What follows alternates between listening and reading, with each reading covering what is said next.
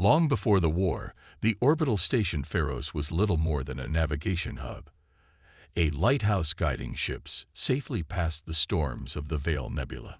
Its keepers were engineers, not soldiers. Its defenses were outdated, its crew too small to matter in the grand theater of war. At least, that's what the Charis Dominion believed. When the Dominion's fleet surged into the sector, their commanders dismissed Pharos as irrelevant. One scout ship was sent to secure it, expecting surrender. Instead, they were met with silence. The scout never returned. The Dominion, insulted, dispatched a destroyer. It too vanished without a trace. What they didn't know was that Pharos had been repurposed. The engineers, tired of being ignored and left undefended, had quietly transformed their navigation beacons into weapons. Gravitic projectors meant for guiding ships were recalibrated into traps, bending space like snares. A vessel caught in the field could be torn apart in seconds, its own momentum shredding it into debris.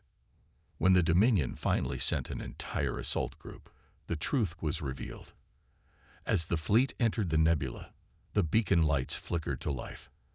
At first, the alien crews thought it was harmless, the station's old guidance system, but then the space around them twisted.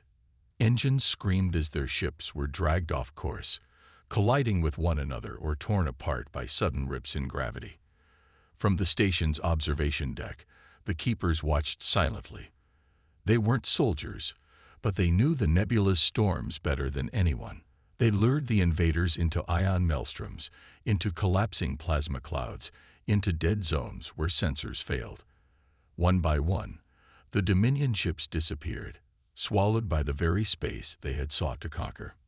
By the end of the battle, the nebula was littered with wreckage. Pharos still burned its beacon, but it no longer guided just merchants. It warned the galaxy. When word spread, humanity gave the station a new name: the Last Lighthouse. Not a waypoint, not a hub, but a fortress of light, a place where engineers turned into warriors and made the void itself their weapon. And so the Dominion learned a bitter truth: sometimes the smallest outpost shines the brightest in the darkest war.